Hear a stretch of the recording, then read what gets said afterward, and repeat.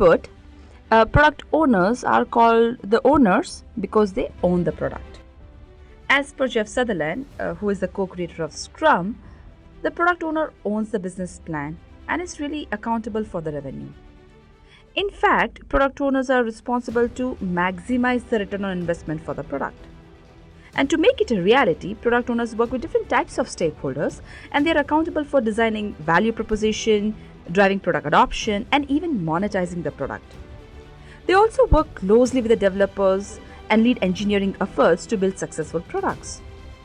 In a sense, a product owner should think like a CEO, tell story like a CMO, deliver value like a CFO, and execute like a COO.